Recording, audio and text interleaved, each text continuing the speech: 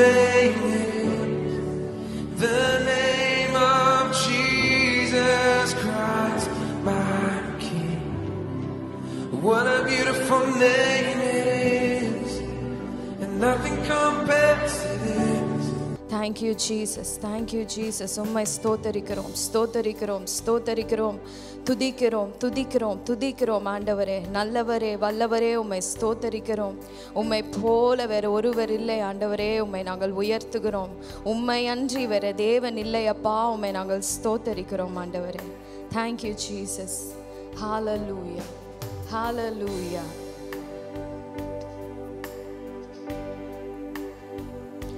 வல்லமை தேவன் மேலானவர்,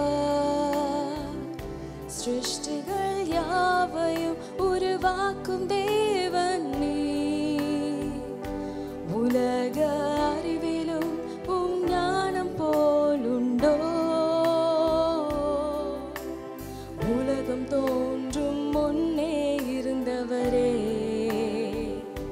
தேசங்கள் உயர்ந்தவர் நீரே, கண்டிராதிசயம் செய்பவர் நீரே. பொக்கிஷம் அனைத்திலும் நீர் மேன்மையுள்ளவர், உம் மகிமைக்கு நிகரேதும் இல்லையே.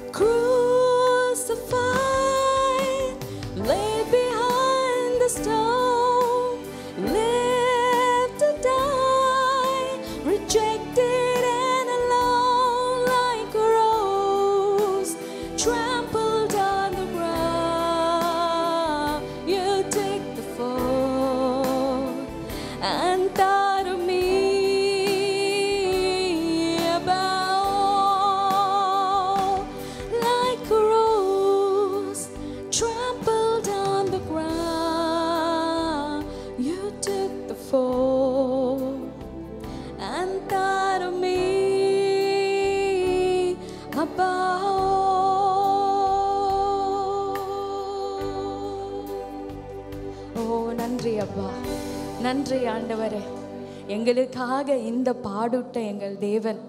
ஆம் ராஜா, வல்லமையின் தேவன், சர்வ சிருஷ்டிகள் நிச்சயமானராய் இருப்பினும் ஆண்டவரே, குருசினில் எங்களுக்காக தொங்கினீரே. உங்கள் அன்பு எவ்வளோ பெரியது ஆண்டவரே, உங்கள் கிருபை எவ்வளோ பெரியதப்பா. அழகான தேவன், எங்களுக்காக அலங்கோலமானீரே. அதை நாங்கள் நினைவு கூறுகிறோம். அதற்கு நாங்கள் பாத்திரரே அல்லப்பா. ஆனால் உங்கள் அன்பு எங்களை கண்டதற்காய் நன்றி. கல்வாரி சிலுவை எங்களை கண்டதற்காக நன்றி செலுத்துகிறோம், நன்றி செலுத்துகிறோம். எங்கள் உள்ளத்தின் ஆழத்திலிருந்து இந்த அன்பு, இந்த மாறாத அன்பிற்கு எங்களை முற்றிலுமாய் நாங்கள் ஒப்பு கொடுக்கிறோம். இந்த ஆராதனை முழுமையாய் நீங்கள் பொறுப்பெடுங்க.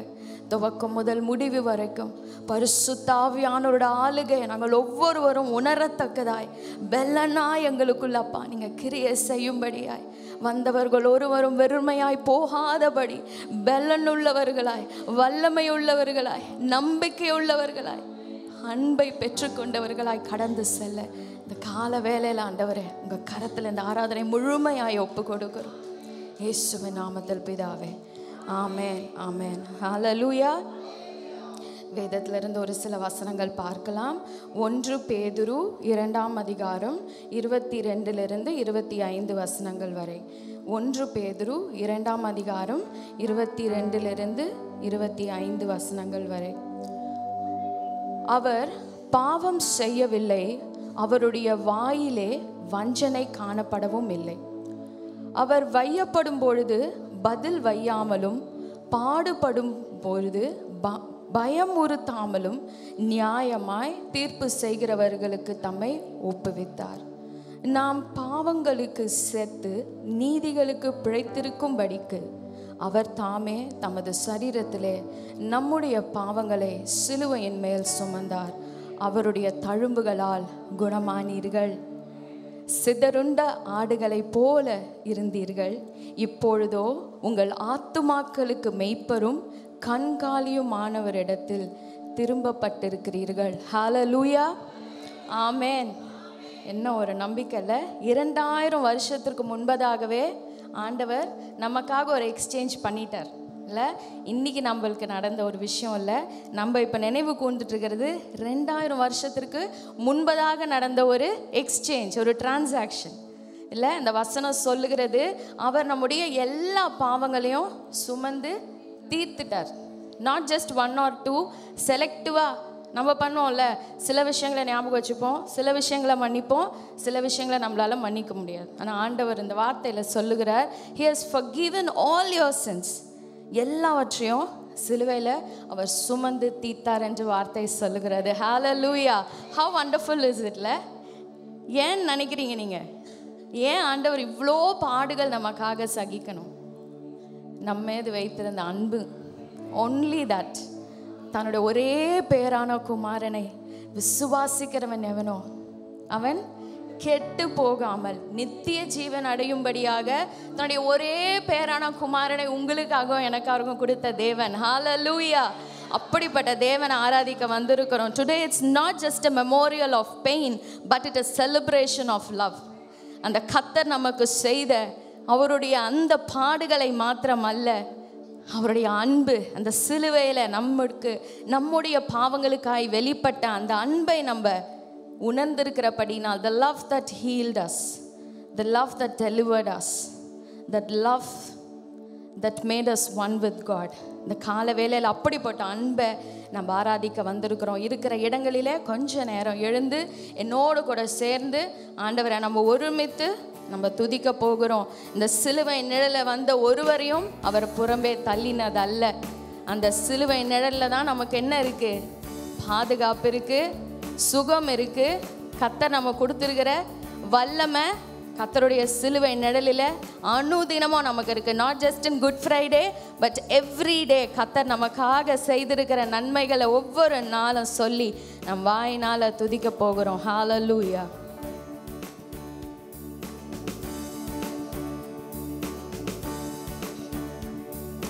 சிலுவை நிழலில் அனுதினம் அடியான் சாய்ந்திலை பாடிடுவே. சிலுவை நிழலில் அனுதினம் அடியான் சாய்ந்திலை பாடிடுவே. சிலுவை அன்பின் மறைவு கிருபை நினிய நிழலில். சிலுவை அன்பின் மறைவு கிருபை நினிய நிழலில். ஆத்துமனே சரின் அருகே, ஆத்துமனே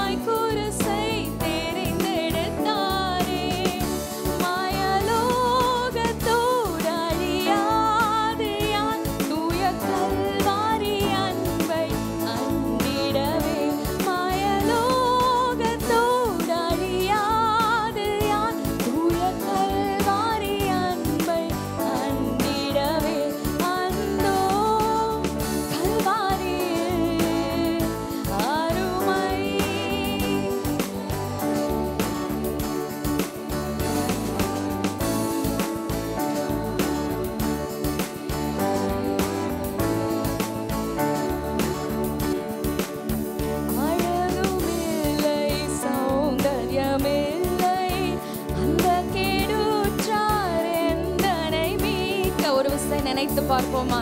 இந்த தேவன் இவ்வளோ பாடுகள் படுவதற்கு காரணம் என்ன? நமக்கு ஒரு புதிய ஜீவனை உண்டு பண்ணும்படியாய் ஆண்டவர் தம்மை தாமே ஜீவ பலியாய் ஒப்பு கொடுத்தார் சபையை.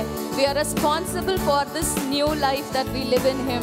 கர்த்தருக்குள்ள சொல்லலாம், ஆண்டவரே உமக்கு சாட்சியாக நாங்கள் வாழுவோம். ஆண்டவரே உம்முடைய உயிரே எங்களுக்காக தியாகமாய் தந்த தேவனே, ஓ அந்த கல்வாரியின் அன்பை நாங்கள் கண்டிருக்கிறதற்காய் நன்றி. Thank you Jesus. ஓ அருமை ரட்சகரே, அருமையான எங்கள் ரட்சகரே, உம்மை நாங்கள் ஸ்தோத்தரிக்கிறோம். Thank you Lord. Thank you Lord.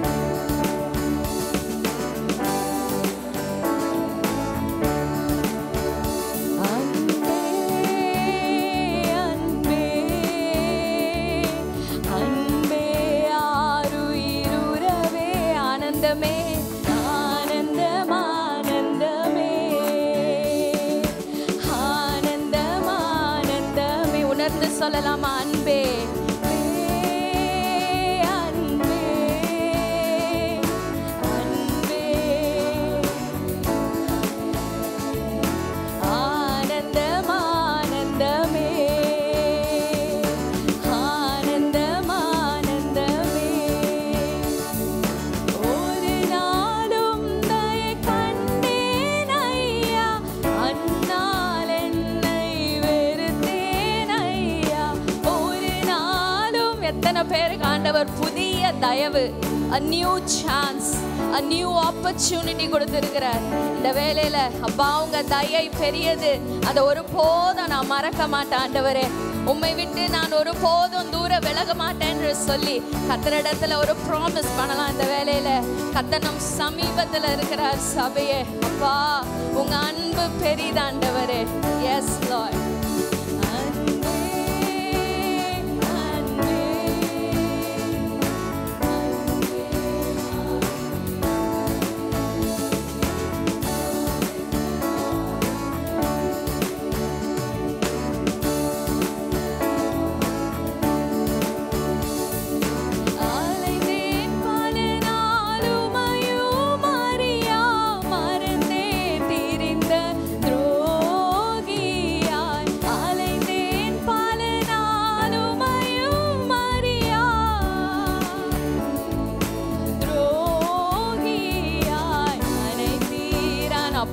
நீங்க விட்டு கொடுக்கல ஆண்டவரே. பா எவ்வளவு தூரம் நாங்க சென்ற போதிலும் எங்களை அணைத்து கொண்ட உங்க அன்பிற்காய் நன்றி. ஓ thank you Jesus. விசுவாசத்தோட சொல்லுங்க, உறுதியாக சொல்லுங்க. ஓ thank you Jesus. அன்பே அன்பே அன்பே உறவே ஆனந்தம் ஆனந்தமே ஆனந்தம் ஆனந்தமே ஆனந்தம் ஆனந்தமே. ஓ thank you Lord. நன்றி செலுத்துகிறோம் அப்பா. உம்முடைய சிலுவை என் நிழலில், அப்பா உம்முடைய சிலுவை என் ரத்தம் எங்களை பாவத்திற்கு மறிக்க செய்து எங்களை நீதிக்கு பிழக்க செய்ததற்காய் நன்றி. ஒருவன் கிறிஸ்துவுக்குள்ள இருந்தா அவன் புதிய சிருஷ்டியா இருக்கிறான். பழையவைகள் எல்லாம் ஒழிந்து போயின, எல்லாம் புதிதாயின என்று சொன்னது போல ஆட்டுக்குட்டியானவருடைய ரத்தத்தினால இந்த நாள்ல நம்ம கழுவப்பட்டிருக்கிறோம். Not just today, every day of our lives is a life given through his death, is given through his pain, it's given through the resurrection of our Christ. கர்த்தருக்குள்ள அந்த நம்பிக்கையுடையவர்களாய் இந்த நாள்ல நம்ம நின்று கொண்டிருக்கிறோம். ஓ நன்றி செலுத்துங்க. இந்த அன்பிற்கு நிகராக, இந்த அன்பிற்கு நிகராக வேற எதை நம்ம செலுத்த கூடும்? வாய்களை திறந்து கொஞ்ச நேரம் ஆண்டவரை துதிக்கலாமா? ஹalleluya. Thank you Lord. Thank you Lord. Thank you Jesus.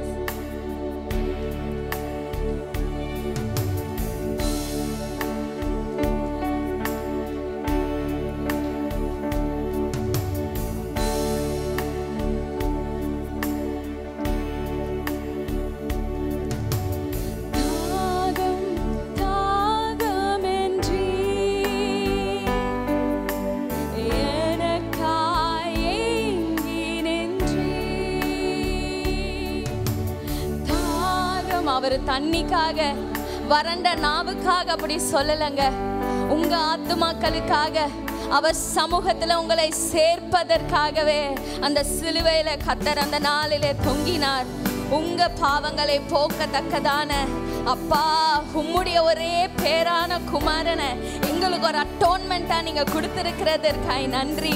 பாவ நிவாரண பலியாய் எங்களுக்காக செலுத்தப்பட்ட கிரயத்திற்காக ஆண்டவரே நாங்கள் நன்றி செலுத்துகிறோம். எவ்விதமோ நாங்கள் பாத்திரவான்களே இல்லப்பா.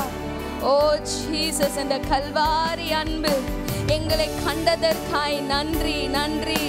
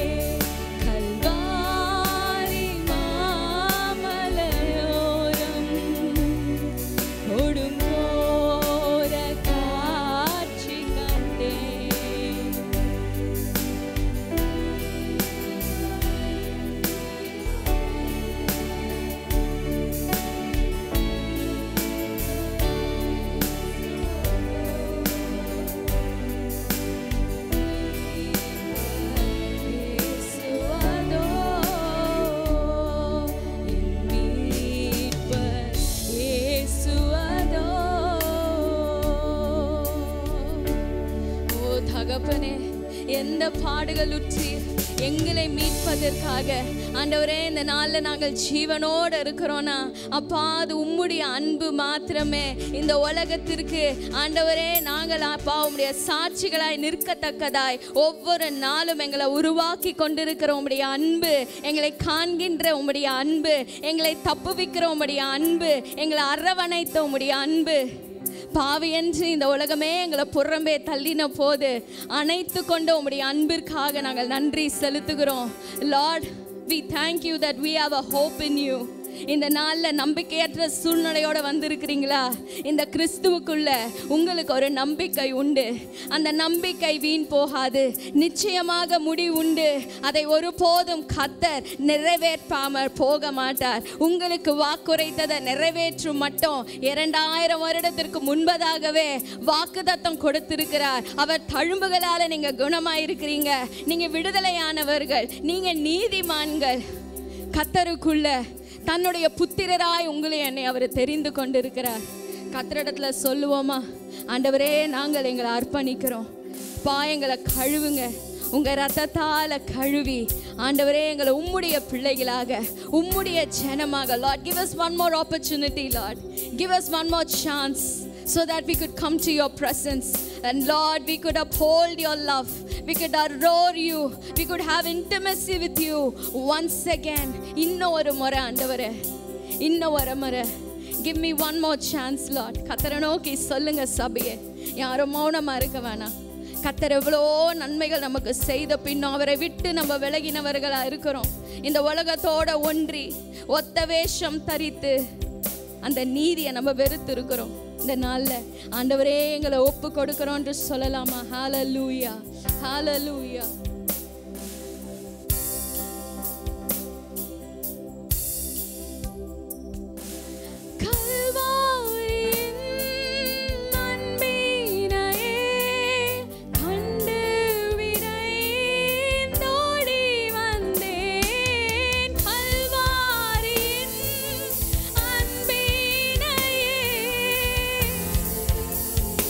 அர்ப்பணிப்பாக சொல்லலாமா? not just a song. ஆண்டவரே உம்முடைய ரத்தத்தால் எங்களை கழுவுவீராக. oh yes Lord. அப்பா கரை நீங்க எங்களை கழுவுங்க ஆண்டவரே, எங்களை கழுவுங்க. எங்க மனம் புதிதாகட்டும், எங்க மனம் புதிதாகட்டும். oh thank you Lord, thank you Jesus.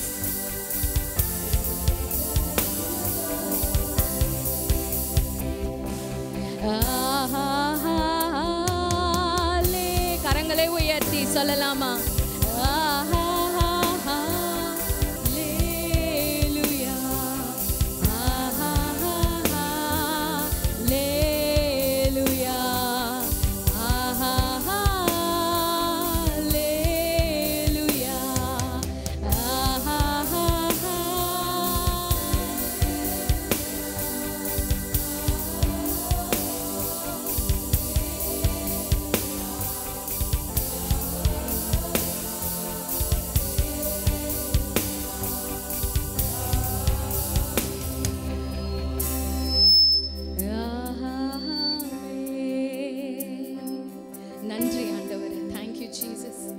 அப்பா எங்கள் ஆவி ஆத்துமா சரீரத்தை முழுமையாய் உங்க பாதத்துல நாங்கள் ஒப்பு கொடுக்கிறோம்.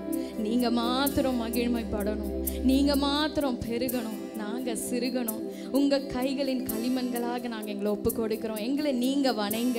பரிசுத்த ஆவியானவர் எங்களுக்குள்ள வந்த ஆண்டவரே, கோணலான வழிகளை எங்களுக்கு செவ்வையாக்கி கொடுங்க. நாங்கள் நடக்க வேண்டிய வழி எங்களுக்கு போதித்து புத்தி சொல்லுங்க. நாங்க ஒருபோதும் கலங்காதபடி எல்லா சூழ்நிலையிலும் எல்லா நிலைகளிலும் கர்த்தரை மாத்திரம் தஞ்சமாய் நாங்கள் பிடித்து கொள்ள கர்த்தர் எங்களுக்கு உதவி செய்யுமாய் உங்க கரங்களிலே எங்களை நாங்கள் ஒப்பு கொடுக்கிறோம். நீர் மாத்திரம் மகிமைப்படுவீராக, உங்க நாம மாத்திரம் மகிமைப்படுவதாக. எல்லா துதியும் கனமும் மகிமையும் ஒருவருக்கு ஏறெடுக்கிறோம். இயேசு கிறிஸ்துவின் நாமத்துல இந்த ஆராதனை அர்ப்பணிக்கிறோம் எங்கள் நல்ல தகப்பனே, ஆமென். எந்த நிலையிலும் ஆராதித்திடுவேன் என் இயேசுவை, முழு மனதோடு ஆராதித்திடுவேன்.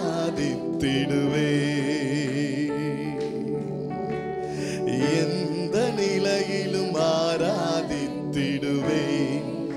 என் இயேசுவை, முழு மனதோடு ஆராதித்திடுவேன். 1 கொரிந்தியர் 2ஆம் அதிகாரம் 1ஆம் வசனம் சொல்லுகிறது. 1 கொரிந்தியர் 2ஆம் அதிகாரம் 1ஆம் வசனம், சகோதரரே, நான் உங்களிடத்தில் வந்தபோது தேவனை பற்றிய சாட்சியை சிறந்த வசனிப்போடாவது ஞானத்தோடாவது அறிவிக்கிறவனாக வரவில்லை. இயேசு கிறிஸ்துவை சிலுவையில் அறையப்பட்ட அவரையே அன்றி வேறொன்றையும் உங்களுக்குள்ளே அறியாதிருக்க தீர்மானித்திருந்தேன். அல்லாமலும் நான் பலவீனத்தோடும் பயத்தோடும் மிகுந்த நடுக்கத்தோடும் உங்களிடத்தில் இருந்தேன். சிலுவையில் அறையப்பட்ட அவரையே அன்றி வேறொன்றையும் உங்களுக்குள் அறியாதிருக்க தீர்மானித்திருந்தேன். பலவீனத்தோடும் பயத்தோடும் மிகுந்த நடுக்கத்தோடும் உங்களிடத்தில் வருகிறேன். I came with fear and trembling and weakness. That's how I came. உங்களிடத்தில் நான் வரும் பொழுது எப்படி வந்தேன்னா, சிலுவையின் உபதேசத்தை பிரசங்கிக்கும் பொழுது பயத்தோடும் நடுக்கத்தோடும் பலவீனத்தோடும் நான் வந்த. பிதாவாகிய தேவனே, எங்களோடு கூட இந்த காலை வேளையில் நீர் இடைப்படுவீராக. நீ சொல்ல வந்தவைகளை தெளிவாய் நீர் ஆண்டவரே உம்முடைய ஜனங்களிடத்தில் சொல்லும்படியாக உம்முடைய வார்த்தை அளிக்கிற தாசனுடைய வாயை கர்த்தர் ஆண்டவரே அப்பா நீர் ஆசீர்வதித்து அபிஷேகித்து ஆண்டவரே அப்பா உம்முடைய வார்த்தையை நாங்கள் கூர்மையாக பிரசங்கிக்க கர்த்தர் நீர் எங்களுக்கு கிருபை அருளும்படியா நான் ஜெபிக்கிறேன். இயேசுவின் நாமத்தில் கேட்கிறோம் எங்கள் நல்ல பிதாவே. ஆமென், ஆமென், ஹல்லேலூயா. இயேசு புதிய ஏற்பாட்டில் வந்த ஒரு நிகழ்வு அல்ல, ஒரு தெய்வம் அல்ல. ஆதி முதற்கொண்டு இயேசுவினுடைய வெளிப்பாடு வேதத்தில் உண்டு, அது பதிவிடப்பட்டிருக்கிறது. From the beginning, ஆதி முதல் ஆண்டவராகிய இயேசு கிறிஸ்துவை குறித்து ரொம்ப தெளிவாக பரிசுத்த ஆவியானவர் கூட அப்படிதான். பரிசுத்த ஆவியானவர் அப்போஸ்தலர் நடபடிகள் 2ஆம் அதிகாரத்தில் அவர் வரவில்லை. அவர் ஏற்கனவே பூமியிலே தாபரிக்கிற ஒருவராக தான் இருக்கின்றார். அவர் ஆதியாகமத்தில் வாசிக்கும் பொழுது ஜலத்தின் மீது அசைவாடினார். அந்த அசைவாடுதல் என்கிறதான அந்த வார்த்தை கிரேக்க மொழியில பெரிக்ரோசிஸ் அப்படின்ற ஒரு வார்த்தை. என்ன வார்த்தை? பெரிக்ரோசிஸ். சொல்லுங்க பார்க்கலாம். பெரிக்ரோசிஸ் அப்படின்ற ஒரு எபிரேய மூல வார்த்தை. அந்த வார்த்தை ஆங்கிலத்தில் என்ன அப்படின்னா கொரியோகிராஃபி. என்னது? கொரியோகிராஃபி அப்படின்னா என்ன கேள்விப்பட்டிருக்கீங்களா? நிறைய பேருக்கு தெரியும். அந்த ஏர்டெல் சூப்பர் சிங்கர் பார்க்குறவங்க இதெல்லாம் உங்களுக்கு தெரிஞ்சிருக்கும். எப்போ எல்லா திரைப்படத்திலும் ஒருத்தர் இருப்பார், அவர் பேர் என்ன தெரியுமா? கொரியோகிராஃபர். என்னது அப்படின்னா நடன பயிற்றுவிப்பவர். என்ன பயிற்றுவிப்பவர்? நடன பயிற்றுவிப்பவர். நடனம், கொரியோகிராஃபி அப்படின்ற அந்த வார்த்தை வருப்படுகிறது. இந்த கொரியோகிராஃபி என்கிறதான இந்த வார்த்தை எபிரேய பதமொழியாகிய மூல பாஷையாகிய பெரிக்ரோசிஸ் அப்படின்ற வார்த்தை வருகிறது. இந்த ஜலத்தின் மீது அசைவாடினார் அப்படின்ற இந்த வார்த்தை இருக்கு பார்த்தீங்களா? இந்த வார்த்தை அந்த வார்த்தையாக இருக்குது. எந்த வார்த்தை? பெரிக்ரோசிஸ். கொரியோகிராஃபி அப்படின்னா கொரியோ நடனம், அசைவாடினார். ஆவியானவர் ஒரு விதத்துல பூமியின் மீது, பூமி எப்படி இருந்ததா? ஒழுங்கின்மையும் வெறுமையா இருந்து ஜலத்தின் மீது ஆவியானவர் என்ன பண்ணாரா? அசைவாடினார். அந்த அசைவாடினார் இருக்கு பாருங்க, கொரியோகிராஃபி அப்படின்னா ஆவியானவர், திருத்துவ தெய்வம் பிதாவாகிய தேவன், பரிசுத்த ஆவியானவர், ஏகசுதனாகிய இயேசு கிறிஸ்து மூவரும் பூமியின் மீது திருத்துவ தெய்வமாக அவர்கள் இசைவாக ஒன்றாக அவர்கள் அசைவாடினார்களாம். இந்த அசைவாடுதல் ஒரு நடன கலைக்கு ஒப்பானவைகளாம். ஆமென். ஆவியானவர் ஜலத்தின் மீது பெரிக்ரோசிஸ் கோரியோகிராஃபி பண்ணிட்டு இருந்தாரா? என்ன பண்ணிட்டு இருந்தாரா? ஓ ஹல்லேலூயா. ஆக ஆண்டவராகிய இயேசு கிறிஸ்து ஏதோ புதிய ஏற்பாட்டில் வந்த ஒரு தெய்வம் அல்ல, ஒரு அவதாரம் அல்ல. He was from the beginning. அவர் ஆரம்பத்திலிருந்தே ஆவியானவர் ஜலத்தின் மீது அசைவாடி கொண்டிருக்கிறார். பரிசுத்த ஆவியானவர் அசைவாடுகிறார். கூடவே பிதாவாகிய தேவனும் கூட அசைவாடுகிறார். கூடவே திருத்துவ தெய்வமும். இவர்கள் மூவரிலும் ஒருவர். இவர்கள் முத்தொழிலோனான தெய்வம். ஆனால் இவர்கள் ஒன்றாக பூமியின் மீது அசைவாடினார்கள். ஆமென். ஆகத்தான் அவர்கள் உலக தோற்றத்திற்கு முன்பதாக அடிக்கப்பட்டதான ஆட்டுக்குட்டி. லூக்கா எழுதின சுவிசேஷம் 24ஆம் அதிகாரம் 25ஆம் வசனத்திலிருந்து வாசிக்கிறேன். லூக்கா எழுதின சுவிசேஷம் 24, 25, 26, 27 வாசிக்கிறேன். அப்பொழுது அவர் அவர்களை நோக்கி, தீர்க்கதரிசிகள் சொன்ன யாவையும் விசுவாசிக்கிறதற்கு புத்தி இல்லாத மந்த இருதயம் உள்ளவர்களே, கிறிஸ்து விதமாய் பாடுபடவும் தமது மகிமையில் பிரவேசிக்கவும் வேண்டியதில்லையா என்று சொல்லி மோசே முதலிய சகல தீர்க்கதரிசிகளும் எழுதின தேவ வாக்கியங்கள் எல்லாவற்றிலும் தம்மை குறித்து சொல்லியவைகளை அவர்களுக்கு விவரித்து காண்பித்தார். இயேசு எம்மாவூர் சீஷர்களுக்கு மோசே முதலான தீர்க்கதரிசிகள் சொன்ன எல்லா காரியங்களையும் இயேசு நான் இருக்கிறேயா, ஆரம்பத்திலிருந்து நான் இருக்கிறேன்னு சொல்லி இயேசுவே தன்னை ஆரம்பித்து எம்மாவூர் சீஷர்களுக்குள்ளே அவருடைய சத்தியத்தை அவர் எக்ஸஜீசிஸ் பண்ணுகிறார். அப்படின்னா என்ன தெரியுமா? அவர் வெளிப்பாடு சொல்லுகிறார். அந்த வார்த்தைகளை குறித்ததான எக்ஸிட் தியாலஜியை சொல்கிறார். எப்படி இந்த சத்தியம், இந்த அறிவு, ஞானம் உங்களுக்கு புகட்ட வேண்டும் என்பதை ஆண்டவர் வெளிப்படுத்துகிறார். யார் இடத்துல? எம்மாவூர் சீஷர்கள் இடத்துல. ஆமென். மோசே அப்புறம் மற்ற தீர்க்கதரிசிகள் முதலியவைகளை இயேசு என்ன பண்றாரு? ஆதி முதற்கொண்டு என்ன பண்ணிருக்குதான் அவரை குறித்து எழுதப்பட்டிருக்கிறது. ஒரு ஆமென் சொல்லுங்களேன். ஹல்லேலூயா. இன்னைக்கு நான் இந்த கர்த்தருடைய வார்த்தையை முடிக்கும் பொழுது நேராக கர்த்தருடைய பந்தியில் இன்னைக்கு நான் முடிக்கணும்னு ஆசைப்படுறேன்.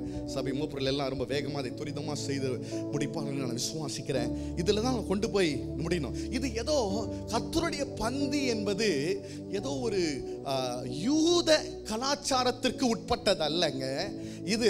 இது ஆண்டவர் நாம் இதை பங்கு பெறுவதற்கு இது ஒரு பிரதானமான ஒரு நோக்கத்தை கர்த்தர் வச்சிருக்கிறார். This is not a Jewish culture. இது ஒரு யூத கலாச்சாரம் அல்ல. ஆக இப்பொழுது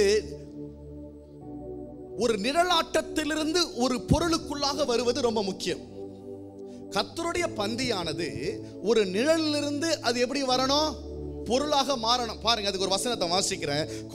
கொலோசியர் 2ஆம் அதிகாரம் 16ஆம் வசனம். கொலோசியர் 2ஆம் அதிகாரம் 16ஆம் வசனம். ஆகையால் போஜனத்தையும் பானத்தையும் குறித்தாவது, பண்டிகை நாளையும் மாத பிறப்பையும் ஓய்வு நாட்களையும் குறித்தாவது ஒருவனும் உங்களை குற்றப்படுத்தாது இருப்பானாக. அவைகள் வருங்காரியங்களுக்கு நிழலாயிருக்கிறது. அப்ப கர்த்தருடைய பந்தி என்ன இருக்குது? வரும் காரியங்களுக்கு ஷேடோவா இருக்குது, நிழலாய் இருக்கிறது. அவைகளின் பொருள் கிறிஸ்துவனை பற்றினது. ஒரு ஆமென் சொல்லுங்களேன்.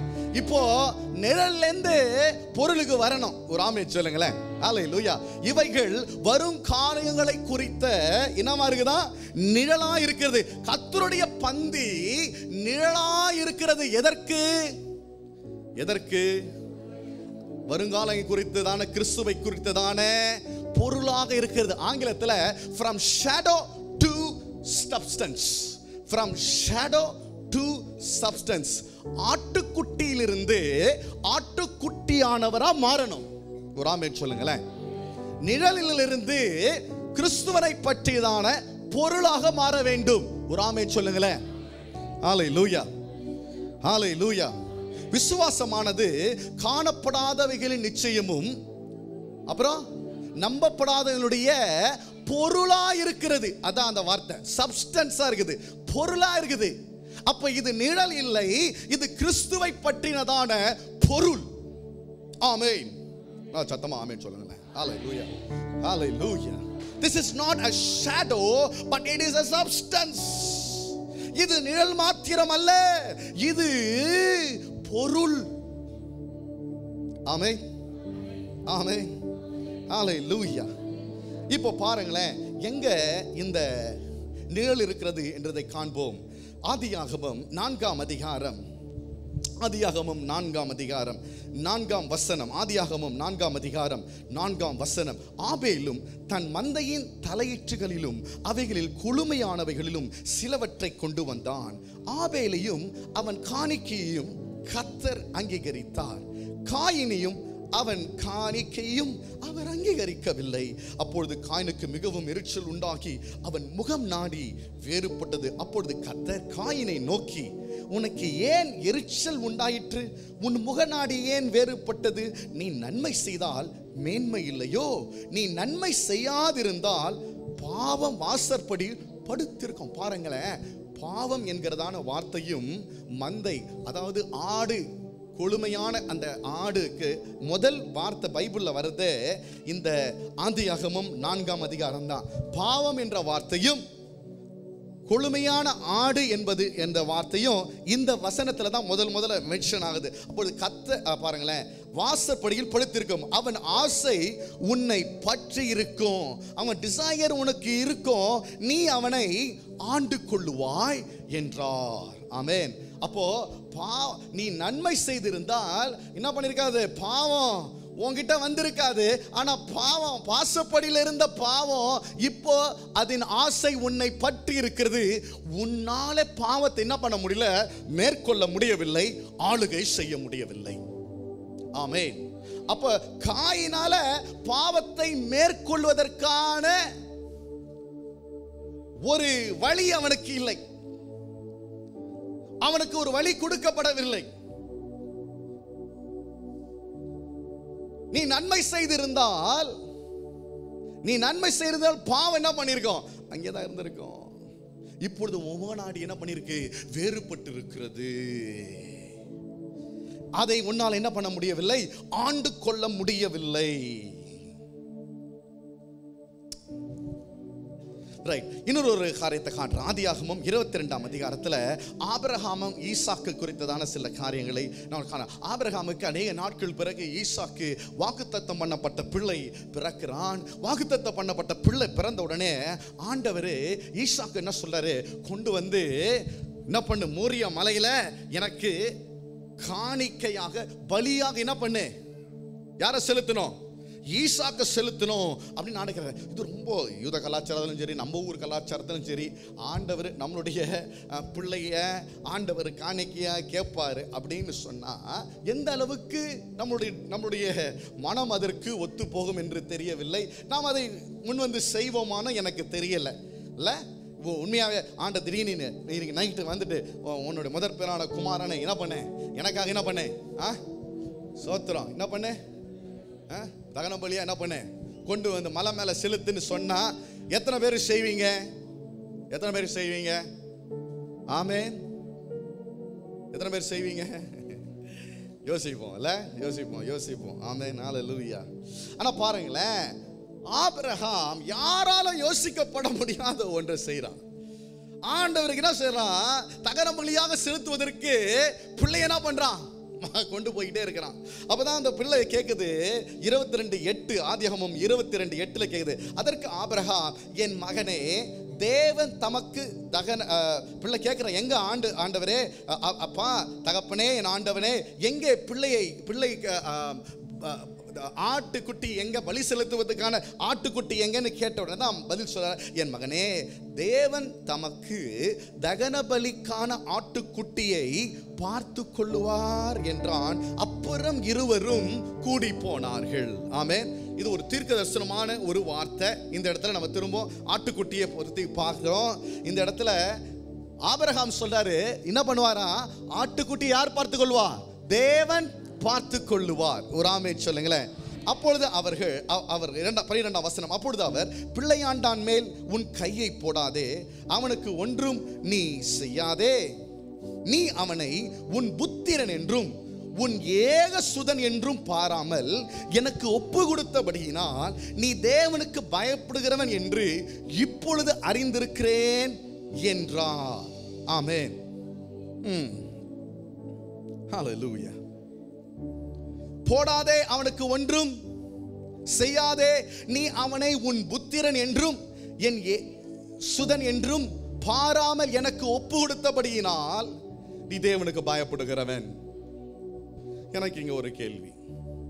ஆபிரகாமுக்கு ஈசாக்கு முதற் பேரானவன், ஆபிரகாமுக்கு இஸ்மவேல் இருந்தது. பைபிள் என்ன சொல்லுது, அவன் புத்திரனை ஏகசுதன் என்றும் பாராமல் தான் வாக்குத்தத்தம் பண்ணப்பட்ட பிள்ளை இதுதான்டா, நான் கொடுக்குற பிள்ளை உனக்கு இதுதான்டா. சிலதெல்லாம் நம்ம வேண்டி வாங்கிக்கலாம், எப்படியாவது காலம் விழுந்து அப்படி இப்படி பண்ணி கேட்டுருவோம்.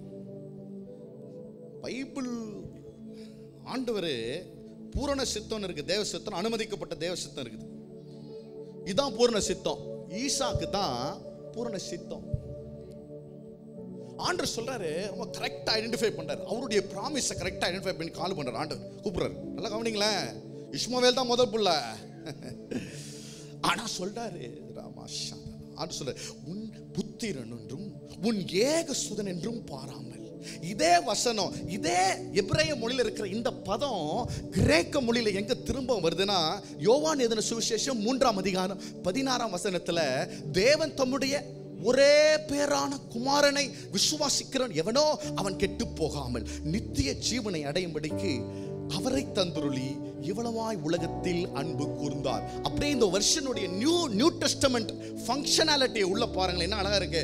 அதே வார்த்தை ஏகசுதன் என்றும் உன்னோட ஒரே பேரான குமாரன் என்றும் அந்த பதம் இருக்கு பாத்தீங்களா, அப்படியே இந்த நியூ டெஸ்டமென்ட்ல இயேசு கிறிஸ்துவை குறித்து சொல்லக்கூடியதான வார்த்தையாக இருக்கிறது. ஆமென், ஹல்லேலூயா, ஆமென். அந்த இயேசு கிறிஸ்துவையும் அவருடைய தேவனுடைய ஒரே பேரான குமாரனாகிய இயேசு கிறிஸ்துவை விசுவாசிக்கிறவன் எவனோ அவன் கெட்டு போகாமல் நித்திய ஜீவனையும் அடையும்படி அவரை தந்தருளினார். இவ்வளவாய் உலகத்தில் இதுதான் சுவிசேஷம் இல்ல, இதுதான் காஸ்பிள். இந்த சுவிசேஷத்தை நீ எந்த மனுஷனுக்கு நீங்க கொடுத்தாலும் அந்த சுவிசேஷத்தை அந்த மனுஷன் எடுத்துக்கிட்டான்னு சொன்னா அந்த மனுஷனுக்கு நித்தியமா மரணமே இல்லைங்க. அந்த மனுஷன் நித்திய ஜீவனுக்குள்ள கடந்து வந்துருவான். இதுதான் சுவிசேஷம். This is the power of the gospel. இதுதான் சுவிசேஷங்க. அந்த ஒரே பேரான குமாரனை விசுவாசிக்கிறவன் எவனோ, அவன் விசுவாசிச்சா போதுங்க, அவன் கெட்டு போக மாட்டான். அவனுக்கு என்ன கிடைக்கும்? அவனுக்கு என்ன கிடைக்கும்? ஆமாங்க, ஆக மொத்தத்தில் ஆண்டவருக்கு ஏற்ற அந்த நல்ல பலி அது நம்ம கிட்ட இருந்து வராதுங்க. அது வேற எந்த ஆட்டுக்குட்டியாலும் இருக்க முடியாது. தாமே தான் என்ன பண்றாரு, நமக்காக அவர் உன்னதமான சிறந்த உச்சிதமான பூரண கிருபாதார பலியாக நமக்கு வேணும்னு ஒன்று சொன்னா அது யாரால இருக்க முடியும்? அது ஆண்டவராகிய இயேசு கிறிஸ்துவால மாத்திரம்தான் இருக்க முடியும். அதை அவராகவே தான் நமக்காக அவர் அதை நமக்கு அளிக்க வேண்டும்.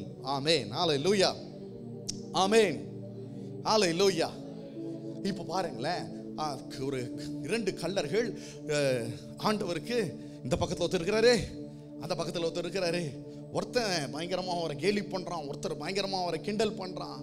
இல்லை என்னென்னவாலாம் சொல்கிறான், நீ பெரிய ராஜாவானா இறங்கி வாயா, என்னையா பண்ணிகிட்டு இருக்க அப்படின்றான். ஆனால் இந்த பக்கம் ஒரு கள்ளன் சொல்ல, ஆண்டவரே என்னடா பண்ணார், அவர் பாவமற்றவர்ரா, அவர் எந்த பாவமும் பண்ண, நம்மளாச்சும் பாவம் பண்ணிட்டு மாட்டிகிட்டு இருக்கண்டா, அவர் குற்றமில்லாத ஒருவர் அங்கே தொங்கிட்டு இருக்கிறார். அவன் சொல்கிறான் ஆண்டவர்கிட்ட, இயேசுவே என்ன பண்ணுங்க ராஜ்யத்தில் என்னை இணைத்து. உடனே ஆண்டவர் அடுத்த செகண்டே சொல்றாரு, இன்று நீ என்னோடு கூட பரதேசியில் இருப்பாய். இன்று நீ, ரொம்ப பவர்ஃபுல் வேர்டுங்க, இன்று நீ என்னோடு கூட. ஒரே சின்ன விசுவாசம் தாங்க, ஜஸ்ட் a faith, சின்ன விசுவாசம் தாங்க. மரணத்தின் விளிம்பிலிருந்து அந்த கல்லனை அந்த மரண சிங்க வாயிலிருந்து ஆண்டு அப்படி கொண்டு வந்து இம்மிடியேட்டா ஆண்டவர் அவனை டிரான்சிஷன் பண்றாரு. from eternal hell to eternity in heaven. நித்திய நரகத்திலிருந்து நித்திய பரலோகத்திற்கு ஆண்டவர் ஒரே ஒரு வாயின் அறிக்கையில பண்றாருங்க ஆண்டவர் சிலுவையில். ஆமென், ஹல்லேலூயா. ஆண்டவர் ஒரு ஆட்டுக்குட்டியை நமக்காக தந்தார். ஆமென். அந்த ஆட்டுக்குட்டி எதற்காக ஆண்டவர் தந்தார்னா, மரித்து போய் கொண்டிருக்கிற இந்த உலகத்தை அவர் நேசிக்கிறார் என்பதை வெளிப்படுத்துவதற்காக தான். யோவான் ஸ்நானகன் சொல்லுகிறான், இதோ உலகத்தின் பாவத்தை சுமந்து தீர்க்கிற ஆட்டுக்குட்டியானவர். உராமை சொல்லுங்களேன், ஹல்லேலூயா, பிரைஸ் தி லார்ட். இப்போ இந்த பாவ நிவாரண பலியானது என்பது யூதர்களுடைய பழக்க வழக்கத்தில், கலாச்சாரத்தில் அவங்களுக்காக கொடுக்கப்பட்டது. ஆண்டுதோறும் என்ன பண்ணுவாங்க, ஒரு ஆடை வெட்டி என்ன பண்ணுவாங்க, பாவத்தில் என்ன பண்ணுவாங்க, நிவாரணத்துக்கு தேடிக்குவாங்க. இது வருஷம் பண்ணிக்கிட்டே இருப்பாங்க. இது யூதர்களுக்காக உண்டு பண்ணப்பட்ட ஒரு சாக்ரிஃபைஸ். அந்த ஆட்டுக்குட்டியை கொண்டு போய் வெட்டி அந்த ரத்தத்தை தெளிக்கிறது என்னது, இது யூத கலாச்சாரத்தில் உள்ளது. ஆனால் அதிர்ச்சிக்குரிய ஒன்றை இங்கே கேட்கிறோங்க. யோவான் ஸ்நானகன் சொல்றா, இதோ உலகத்தின் பாவத்தை சுமந்து தீர்க்கிற தேவ ஆட்டுக்குட்டியானவர். யூதர்களின் பாவங்களை சுமந்து தீர்க்கிற ஆட்டுக்குட்டியானவன் சொல்லல, உலகத்தின் பாவங்களை சுமந்து தீர்க்கிற ஆட்டுக்குட்டியானவன். ஆமென் சொல்லுங்களேன். ஹல்லேலூயா, ஹல்லேலூயா. அப்போ அந்த ஆண்டவருடைய அந்த கிருபாதார பலியினுடைய அந்த மன்னிப்பும் அந்த மீட்பும் ஏதோ ஒரு சாதி சமயத்தை சேர்ந்த ஒருவர்களுக்கு மாத்திரம் அது கொடுக்கப்படவில்லை. உலக மனிதர்கள் அனைவருக்கும் சுவிசேஷமும் ரட்சிப்பும் மீட்பும் தேவனுடைய சிலுவையிலிருந்து புறப்படுகிற மன்னிப்பும் யாவருக்கும் கொடுக்கப்பட்டது. அவர் உலகத்தை மீட்கும் இரட்சகர். ஆமென். ஹல்லேலூயா, ஹல்லேலூயா. அந்த மாசற்ற ஆடாக, பாவம் அறியாதவராக நமக்காக பலியான ஆட்டுக்குட்டியானவர். யாத்ராகமம் 12ஆம் அதிகாரம் 7ஆம் வசனம். யாத்ராகமம் 12ஆம் அதிகாரம் 7ஆம் வசனம். அதன் இரத்தத்தில் கொஞ்சம் எடுத்து தாங்கள் அதை புசிக்கும் வீட்டு வாசல் நிலைக்கால்களுக்கும் இரண்டிலும் நிலையின் மேற்சட்டத்திலும் தெளித்து, அந்த ராத்திரியில் நான் எகிப்து தேசம் எங்கும் கடந்து போய் எகிப்து தேசத்தில் உள்ள மனிதர் முதல் மிருக ஜீவர்கள் மட்டும் முதற்பெறானா இருக்கிறவளை எல்லாம் அதம் பண்ணி எகிப்து தேவர்களின் மேல் நீதியை செலுத்துவேன். நானே கர்த்தர். நீங்கள் இருக்கும் வீடுகளில் அந்த இரத்தம் உங்களுக்கு அடையாளமாய் இருக்கும். அந்த இரத்தத்தை நான் கண்டு உங்களை கடந்து போவேன். நான் எகிப்து தேசத்தை அழிக்கும் பொழுது அழிக்கும் வாதை உங்களுக்குள்ளே வராதிருக்கும். எகிப்தனை நியாயம் தீர்க்கும் பொழுது உங்க நிலைக்கால்களில அந்த ஆட்டுக்குட்டியின் இரத்தம் இருந்தா ஆண்டவர் சொல்றாரு, நான் என்ன பண்ணுவேன், உங்க வீட்டுக்கு மேல கடந்து போவேன். அந்த நாள் 14ஆம் வசனம் சொல்கிறது, உங்களுக்கு நினைவு கூறுதலான நாளா இருக்க கடவுது. அதை கர்த்தருக்கு பண்டிகையாக ஆசரிப்பீர்களாக. அதை உங்கள் தலைமுறை தோறும் நித்திய நியமமாக ஆசரிக்க கடவீர்கள். இன்னைக்கு ஏன் நம்ம கூடி வந்திருக்கிறோம்? அந்த நாள் உங்களுக்கு நினைவு கூறுதலான நாளாய் இருக்க கடவுது. எப்படி இருக்கணுமா? ஆட்டுக்குட்டியான நமக்காக ரத்தம் சிந்தின அந்த நாள் நினைவு கூறுதலாக இருக்க வேண்டும். அதை கர்த்தருக்கு பண்டிகையாக என்ன பண்ணுமா? ஆசரிப்பீர்களாக. ஒரு ஆமென் சொல்லுங்களேன். ஹல்லேலூயா. அதை உங்கள் யாருக்கே தலைமுறை தோறும் நித்திய நியமமாக ஆசரிக்க கடவீர்கள். அப்படின்னா உங்க பிள்ளைகளுக்கு உங்களுக்கு பிள்ளைகளுக்கு பிள்ளை ஒவ்வொரு தரையும் நீங்க உட்கார்ந்து அனுசரிக்கும் பொழுது, கர்த்தருடைய ஆட்டுக்குட்டியானுடைய பலியை நீங்கள் நினைவு கூறும் பொழுது, இதை தலைமுறை தலையாமறையாக இதை பண்டிகையாக என்ன பண்ணுமா? ஆசரிக்கணும். இயேசு தாங்க, அதாவது ஆண்டவர் யூதர்கள் மொத்த ரத்தத்தை மேல தளிக்கணும்னு சொல்லல. ஆண்டவர் சொன்னாரு, யார் வீட்டு வாசற்படியில என்ன இருக்குது, ரத்தத்தை தெளிக்கப்பட்டு இருக்கிறதோ அந்த வீட்டுக்கு மேல என்ன பண்ணுவாரா? ஆண்டவரே கடந்து போயிடுவாராம். யார் வீட்டு மேல ஆட்டுக்குட்டி ரத்தம் இல்லையோ அவர்கள் என்ன பண்ணப்படுவார்கள்? நியாயம் தீர்க்கப்படுவார்கள். ஆட்டுக்குட்டி ரத்தம் யார் மேலாம் இருக்குதோ ஆண்ட நியாய தீர்ப்பு கடந்து போகும். ஒரு ஆமென் சொல்லுங்களேன். உங்க மேல ஆண்ட ரத்தம் இருந்ததுன்னா ஆண்டுடைய நியாய தீர்ப்பு உங்க மேல கடந்து போயிடும். நியாய தீர்ப்பு உங்களுக்கே வராது. அதான் ஆண்டவருடைய ரத்தத்தின் வல்லமை. ஆகவே நீங்கள் யாரா இருந்தாலும் பரவாயில்ல, நீ யூதனா இருக்க வேண்டிய அவசியம் இல்லை. நீ யாரா இருந்தாலும் ஆட்டுக்குட்டியானவருடைய ரத்தத்தினால் நீ கழுவப்பட்டிருந்தால் உன் மீது வர இருக்கிறதான நியாய தீர்ப்பு கடந்து போகும். இங்க உட்கார்ந்து இருக்கிறவங்க, நீங்க இயேசு கிறிஸ்துவே மெய்யான தேவன், அவருடைய ரத்தம் உங்களை பூரண ரத்தம் உங்களை கழுவினது, உங்களை விடுதலையாக்கினது என்று நீங்கள் விசுவாசித்தார், உங்கள் மீது வர இருக்கிறதான நியாய தீர்ப்பு கடந்து போகும். யாத்திராகமம் 12:22, யாத்திராகமம் 12:22. திரும்ப அதே அதிகாரத்தில் ஒரு வசனத்தை, இந்த மாதம் உங்களுக்கு பிரதான மாதம், 2ஆம் வசனம் நினைக்கிறேன், யாத்திராகமம் 12:2. இந்த மாதம் உங்களுக்கு பிரதான மாதம், இது உங்களுக்கு வருஷத்தின் முதலாம் மாதமாக இருப்பதாக. இஸ்ரவேலர்களுடைய இதுவரைக்கும் இஸ்ரவேலர்களுக்கு கேலண்டரே இல்லை. இஸ்ரவேலுக்கு என்ன இல்லை? கேலண்டர் இல்லை. வருஷமே இஸ்ரவேலுக்கு எப்ப தெரியுமா ஆரம்பிக்குது? இந்த பஸ்கா பண்டிகை, அதாவது ஆட்டுக்குட்டியை பலி செய்யறது தான் பஸ்கா பண்டிகை. சரிங்களா? இந்த பஸ்கா பண்டிகை அனுசரித்தாங்க பாருங்க. முதல்ல எகிப்து தேசத்துல அடிமைத்தனத்துல பயங்கரமான நுகத்தின் அடியில இருந்த இஸ்ரவேலர்கள் அவர்கள் அனுசரித்தாங்க பாருங்க. இந்த வருஷத்துல தான் இஸ்ரேலுடைய ஹிஸ்டரியே ஆரம்பிச்சு வருதுங்க. இதுல தான் இஸ்ரவேலுடைய சரித்திரம் ஆரம்பிக்கிறது. இந்த மாதம் உங்களுக்கு பிரதான மாதம். இது உங்களுக்கு வருஷத்தின் முதல் மாதமாய் இருப்பதாக. ஆமென். ஹல்லேலூயா. அந்த நாள் உங்களுக்கு நினைவு கூறுதலான 14 வசனத்தை வாசிக்கிறோம். நாளாய் இருக்க கடவது, அதை கர்த்தருக்கு பண்டிகையாய் ஆசரிப்பீர்களாக. எங்க ஆண்டவர் கிறிஸ்மஸ் கூட நம்மளை கொண்டாட சொல்லுங்க, நியூ இயர் ஆண்டவர் கொண்டாட சொல்லுங்க. நமக்கு நியூ இயரே என்ன தெரியுமாங்க? பஸ்கா பண்டிகை தாங்க நியூ இயர். ஆட்டுக்குட்டியானவர் பலியாய் நம்ம பாவ நிவாரணத்தை நமக்கு உண்டு பண்ணி எகிப்தினுடைய நுகத்தடியிலிருந்து நம்மை விடுதலையாக்கினார் அல்லவா? அவர் கிருபாதார பலியாய் நமக்காக மாறினார் அல்லவா? இதை நீங்கள் பண்டிகை நாளாக ஆசரிப்பீர்களாக. இன்னைக்கு தாங்க நமக்கு உண்மையான பண்டிகை. ஒரு ஆமென் சொல்லுங்களேன். ஹல்லேலூயா, ஹல்லேலூயா. இன்னைக்கு தான் உங்க பிள்ளைங்களுக்கு புது துணி வாங்கி கொடுக்கணும். ஆமென். இன்னைக்கு தான் உங்க பிள்ளைங்களுக்கு புனித, ஏன்னா இன்னைக்கு தாங்க புனித இயேசுவின் ரத்தம் நமக்காக சிந்தப்பட்டது கல்வாரி குருசிலே. அந்த ரத்தத்தினால தாங்க நம்ம மீது வரப்போற சங்கார தூதன் கடந்து போனா. அதனால ஆண்டவர் சொன்னார், எப்பா இதை நீங்கள் நித்திய நியமமாக ஆசரிக்க கடவீர்கள். ரிமெம்பர். எதை மறந்தாலும் பரவாயில்ல, நீ கழுவப்பட்டதை மறந்துடாத. நியாய தீர்ப்பு உன் மேல போச்சு பாரு, அதை மறந்துடாத.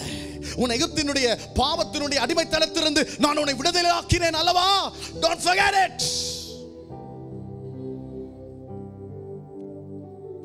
2000 ஆண்டுகளுக்கு முன்பதாக அதே பஸ்கா பண்டிகை, லூக்கா எழுதின சுவிசேஷம் 22:19. லூக்கா எழுதின சுவிசேஷம் 22:19.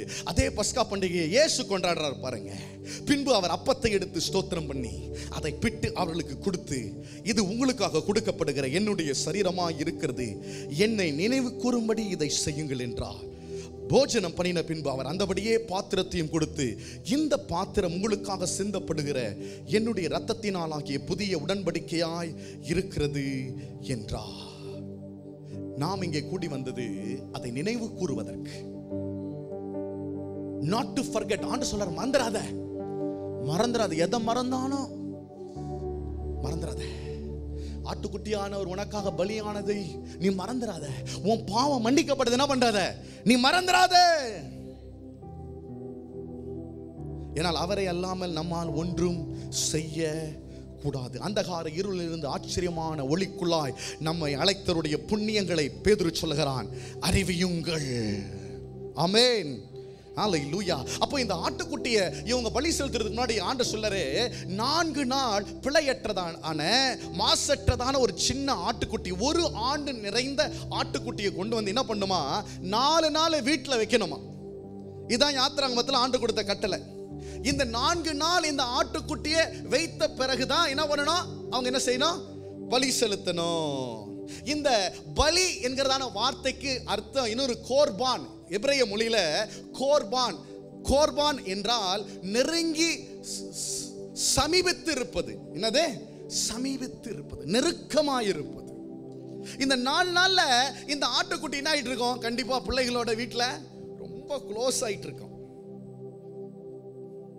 எனக்கு காலையில் நான் தியானிச்சுட்டு இருக்கும்போது மேரி had a little lamb அப்படின்னு ஒரு போயம் ஒன்று வரும். அவங்கள தெரியும், மேரி had a little lamb and it followed me to school அப்படின்னு வரும். நான் சொன்னேன், நினைச்சேன், மேரி had a little lamb that went to the cross. Maria ஒரு ஆட்டுக்குட்டி வைத்திருந்தால் அந்த ஆட்டுக்குட்டி தாமாகவே நம்மில் அன்பு கூர்ந்தபடினாலே, தம்மைத்தாமே நமக்காக அவர் முந்தி அன்பு கூர்ந்ததினாலே தம்மைத்தாமே அவர் என்ன பண்ணாரா, நமக்காக கொடுத்தார். அப்படிப்பட்ட ஒரு ஆட்டுக்குட்டி, மரியாளின் ஆட்டுக்குட்டி எங்க போச்சு, தன்னைத்தானே மயிர் கத்திரிக்கிற இடத்துல கொடுக்கப்பட போகிறதான வாய் திறவாத ஆட்டுக்குட்டியை போல சிலுவைக்கு போச்சு. Mary had a little lamb that went to the cross, not to the school. மரியாள் வைத்திருந்த ஆட்டுக்குட்டி சிலுவைக்கு போச்சுங்க. அதாவது ஒரு ஒரு பலி என்னுடைய அருமை எப்போ தெரியும்னா, அது நம்ம கூட இருக்கும் பொழுதுதான். ஒருத்தரை இழந்த பிறகுதான் ஒருத்தருடைய அருமை நமக்கு தெரியும். உண்மைதானே இல்லை? எப்பயுமே நம்ம கூட இருக்கிறவங்க நமக்கு யதார்த்தமாக தான் இருப்போம். என்னைக்கா இருந்தாலும் நம்ம கூட தானே இருக்க போறோம். என்னைக்கா இருந்தாலும் கூட தானே இருக்க போறோம். ஆனால் ஒரு நாள் வரோங்க, ரொம்ப கடினமான நாள் வரும். அப்படிதான் அந்த ஆட்டுக்குட்டியை கூட வச்சிருந்தாங்களாம். ஆனா 4 நாள் கழிச்சு என்ன பண்ணிட்ட சொல்லிட்டாரு ஆண்டவரே, ஆட்டுக்குட்டி அடிச்சு என்ன பண்ண ரத்தத்தை நிலைக்கால்கள்ல. ஆமா, சங்கீதம் 145:18 தம்மை நோக்கி கூப்பிடுகிற யாவருக்கும், உண்மையாய் தம்மை நோக்கி கூப்பிடுகிற யாவருக்கும் கர்த்தர் சமீபமாய் இருக்கிறார். ஹல்லேலூயா. 2000 ஆண்டுகளுக்கு முன்பதாக ஒரு பஸ்கா பண்டிகையின் காலத்திலே இயேசு என்ன சொல்றாரு, எப்பா ஒரு மேலறைக்கு போய் ஒரு பஸ்கா விருந்துக்கு ஆயத்தம் பண்ணுங்கன்னு சொல்றாரு. என்ன சொல்றாரு? பஸ்கா விருந்துக்கு ஆயத்தம். இப்போ எப்பவுமே யூத குடும்பங்கள், அதாவது சீஷர்கள் என்ன பண்ணுவாங்கன்னா, அவங்க குடும்பத்தோட உட்காந்து, அவங்க பிள்ளைகளோட உட்காந்து மேஜையில் உட்காந்து ஆண்டவர் எப்படி எகிப்திலிருந்து நம்மளை விடுதலை ஆக்கி வந்தார்ன்ற அந்த சம்பவத்தை சொல்லி அவங்க என்ன பண்ணுவாங்க, அப்பத்தை பிட்டு என்ன பண்ணுவாங்க, திராட்சை ரசத்தை குடிச்சு என்ன பண்ணுவாங்க, அவர்கள் அந்த பண்டிகையை ஆசரிப்பார்கள். இப்ப இயேசு என்ன சொல்றாரு, இதற்கு மாறாக சீஷர்களை பார்த்து, நீங்க போய் என்ன பண்ணுங்க, ஒரு மேலறையில் என்ன பண்ணுங்க, பண்டிகையின் விருந்தை ஆயத்தப்படுத்துங்கள். அந்த விருந்தை ஆயத்தம். சீஷர்கள் யோசிக்கிறானே, நம்ம எப்பவுமே குடும்பத்தோட தாண்டா போய் உட்காரோம். பேதுரு கேட்கிறான் யோவானோட, யோவானே நம்மள எப்பலாம் போய் வீட்டுக்குள்ள போய் பிள்ளைகளோட உட்காந்து இப்ப தாண்டா போய் உட்காரலான்னு பார்த்தா இவரு என்னடா புதுசா ஒன்று சொல்றாரு, இவரு என்னடா புதுசா சொல்றாரு. யூதர்கள் எல்லாம் பஸ்கா பண்டிகை கொண்டாடுவதற்கு ஆயத்தமாகிட்டு இருக்கிறாங்க. ஊரே ரெடியாகி எல்லாரும் மீட் பண்ணி இருக்கிறாங்க. எல்லாம் கொண்டாடுற, ஆட்டுக்குட்டி வெட்டி ஆட்டுக்குட்டி சாப்பிடணும், ராட்சரசத்தை குடிக்கணும், அப்பத்தை சாப்பிடணும், ஆண்டோடைய காரியங்களை. இது ஒவ்வொரு வருஷமும் உட்கார்ந்து யூதர்கள் இன்ன வரைக்கும் செய்யறாங்க. யாம் கபூர், அது பேரு என்னது, யாம் கபூர், ரொம்ப ஃபேமஸ். இதை செய்யறதுக்கு முந்தனால தான் ஒரு பெரிய பாம்பை போட்டாங்க இஸ்ரவேல்ல. உங்களுக்கு தெரியும், ஞாபகம் இருக்குதா? அடிச்சு பிள்ளைகளாம் நொறுக்குனா பாருங்க, கிட்டத்தட்ட ஒரு 1.5 வருஷம் இருக்குன்னு நினைக்கிறேன். இந்த பண்டிகை ஆசிரியர், இதுதான் இஸ்ரவேல் ஜனங்களுடைய பிரதானமான பண்டிகை, பஸ்கா பண்டிகை. இஸ்ரவேலை ஆண்டவர் எகிப்திலிருந்து விடுதலை ஆக்கினது. இவர்கள் மேலறையில் கூடி எல்லாரும் யோவான் மார்பில் சாய்ந்து கொண்டு இருக்கிறான். அப்படியே ஒரு யூ ஷேப்ல ஒரு சின்ன ரிக்ளைனர் மாதிரி கீழே உட்காந்து எல்லாம் அப்படியே உட்காந்துக்கிட்டு இருக்கிறாங்க, மெத்தையில் உட்காந்துக்கிட்டு இருக்கிறாங்க. ஆண்டவர் சொல்றார், நீ போய் என்ன பண்ண, ஆயத்தம் பண்ணு. 1 கொரிந்தியர் 11:21 நான் உங்களுக்கு ஒப்புவித்ததை கர்த்தரிடத்தில் பெற்றுக்கொண்டேன். என்னவெனில் கர்த்தராகிய இயேசு தாம் காட்டி கொடுக்கப்பட்ட அன்று ராத்திரியில், என்றைக்கு ராத்திரி, காட்டி கொடுக்கப்பட்டதான அன்று ராத்திரியில் அப்பத்தை எடுத்து ஸ்தோத்திரம் பண்ணி அதை பிட்டு, நீங்கள் வாங்கி புசியுங்கள், இது உங்களுக்காக பிற்கப்படுகிற என்னுடைய சரீரமா இருக்கிறது, என்னை நினைவு கூறும்படி இதை செய்யுங்கள் என்றார். போஜனம் பண்ணின பின்பு அவர் அந்தபடியே பாத்திரத்தையும் எடுத்து, இந்த பாத்திரம் என் இரத்தத்தினாலாகிய புதிய உடன்படிக்கையா இருக்கிறது, நீங்கள் இதை பானம் பண்ணும் போதெல்லாம் என்னை நினைவு கூறும்படி இதை செய்யுங்கள் என்றார். யோவான் எழுதின சுவிசேஷம் 19:14 ஒரு வார்த்தையை உங்களுக்கு சுட்டிக்காம விரும்புகிறேன். யோவான் எழுதின சுவிசேஷம் 19:14. அந்த நாள் பஸ்காவுக்கு, பிலாத்து சொல்றான் பாருங்களேன், அந்த நாள் பஸ்காவுக்கு ஆயத்த நாளும் ஏறக்குறைய 6 மணி நேரமுமாய் இருந்தது. அப்பொழுது அவன் யூதர்களை நோக்கி, இதோ உங்கள் ராஜா என்றார். என்ன டைம் அது? பஸ்கா. அந்த நாள் பஸ்காவுக்கு ஆயத்த நாளும் ஏறக்குறைய 6 மணி நேரமாக இருந்து. அப்பொழுது அவன் பஸ்கா, அவன் சொல்றான், பஸ்கா ஆட்டுக்குட்டி நிக்குது அப்படின்றான். இயேசு சொல்றாரு, சிலுவையில் அந்த அந்த மேலறையில் இயேசு சொல்றாரு தம்முடைய சீஷர்களை பார்த்து, இயேசு சொல்றாரு, நீங்க ஆட்டுக்குட்டியெல்லாம் தேடிக்கிட்டு இருக்கிறீங்க, நீங்க ஆட்டுக்குட்டியெல்லாம் தேடிக்கிட்டு இருக்கிறீங்க. இன்னைக்கு ஒன்று வித்தியாசம் நடக்கும்போது, நிழல் ஆனது பொருளாக மாறப்போகிறது. Substance, shadow is going to become substance. Shadow is going to become substance. நிழலானது பொருளாக மாறப்போகிறது. இயேசு சொல்றாரு, நீ ஆட்டுக்குட்டியவா தேடுற, அந்த கிருபாதார ஆட்டுக்குட்டி நான் தாண்டா. பஸ்கா பண்டிகைக்கான ஆட்டுக்குட்டியா வந்திருக்கிறது யார் தெரியுமா? நான் தாண்டா. அப்பதான் ஆண்டவர் சொல்லாரு, அவர் அப்பத்தை எடுத்து பாருங்க, ஸ்தோத்திரம் பண்ணி அதை பிட்டு, நீங்கள் வாங்கி புசியுங்கள், இது உங்களுக்காக பிற்கப்படுகிற என்னுடைய சரீரமா இருக்குது, என்னை நினைவு கூறும்படி. போஜனம் பண்ணின பின்பு அவர் அந்தபடியே பாத்திரத்தையும் எடுத்து, இந்த பாத்திரம் என் இரத்தத்தினால் ஆகிய புதிய உடன்படிக்கையா இருக்கிறது. நீங்கள் இதை பானம் பண்ணும் போதெல்லாம் என்னை நினைவு கூறும்படி இதை செய்யுங்கள் என்றார். நிழல் பொருளானது, நிழல் பொருளானது. வருஷந்தோறும் செய்கிற அந்த ஆட்டுக்குட்டியினுடைய கிருபாதார அந்த பலி அது ஆண்டுதோறும் செய்ய வேண்டியதாக இருந்தது. ஆகவே அது நிரந்தர நிவாரணத்தை கொடுக்கவில்லை. ஆண்டவராகிய இயேசு கிறிஸ்துவே அந்த ஆட்டுக்குட்டியாக அவர் நமக்காக பலியானார். என் சரீரத்தை உடைத்து சீஷர்களுக்கு, நான் சொல்றேன், சீஷர்களுக்கு அப்போ புரியவே இல்லை. இயேசு சாக போறாருன்றதே தெரியாது சீஷர்களுக்கு. ஏதோ லைட்டா தெரியும், ஆனா ரொம்ப டீப்பா தெரியல. உண்மையா சாக போறாரான்னு தெரியல. உண்மையாகவே இயேசு கிருபாதார பலியாக ஒரே பலியாக மரிக்க போறாருன்னு தெரியாதுங்க. ஆனா இயேசு சொல்ற தாம் காட்டி கொடுக்கப்பட்டதான அன்று ராத்திரி கரெக்டா பஸ்கா பண்டிகைக்கு ஆண்டவர் தன்னையே ஆயத்தம் பண்ணி கொண்டு போய் கிருபாதார பலியாக தம்மை ஒப்பு கொடுக்கிறார். பிலாத்து கேட்கிறான், யூதனுக்கு ராஜா நீதானா? ஆண்டவர் சொல்றாரு, நீ சொன்னபடியே தான். ஆமென், நீ சொன்னபடியே தான். கர்த்தருக்குள் பிரியமானவர்களே, இந்த நாளில் கர்த்தருடைய பந்திக்குள்ள விரைவா நம்ம கடந்து உள்ள போகிறோம்.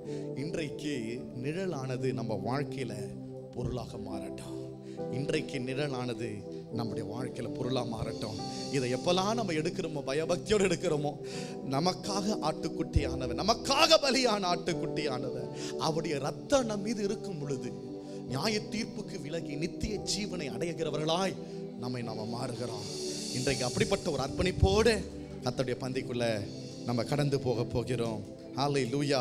அந்த ஆட்டுக்குட்டி பழுதட்டதும் ஆணும் ஒரு வயதுள்ளதுமா, அங்க பாருங்க, யாத்திராமலுக்கு இருக்க வேண்டும். செம்மறி ஆடுகளது வெள்ள ஆடுகளாவது அதை தெரிந்து கொள்ளலாம். 1 பேதுரு 1:19 திரும்ப அதை வாசிக்கணும். குற்றமில்லாத மாசற்ற ஆட்டுக்குட்டியாக கிறிஸ்துவின் விலையேறப்பட்ட ரத்தத்தினாலே மீட்கப்பட்டீர்கள் என்று அறிந்திருக்கிறீர்கள் என்று. ஹல்லேலூயா. கர்த்தருடைய நாம மகிமை விடுவதாக. கலாத்தியர்ல சொல்றாரு, பவுல் சொல்றாரு, முன்னாடி அவரே ஒரு பரிசேயன் தாங்க, அவரே பயங்கரமான ஒரு ஸ்காலருங்க, பயங்கரமா கிறிஸ்துவை எதிர்த்தவர். சொல்றாரு, கிறிஸ்துவனை கூட சிலுவையில் அறையப்பட்டேன், ஆயினும் பிழைத்திருக்கிறேன். இனி நான் அல்ல, கிறிஸ்துவே எனக்குள் பிழைத்திருக்கிறார். நான் இப்பொழுது மாம்சத்தில் பிழைத்திருக்கிறதோ என்னில் அன்பு கூர்ந்து எனக்காக தம்மைத்தாமே ஒப்பு கொடுத்த தேவனுடைய குமாரனை பற்றும் விசுவாசத்தினாலே பிழைத்திருக்கிறேன்.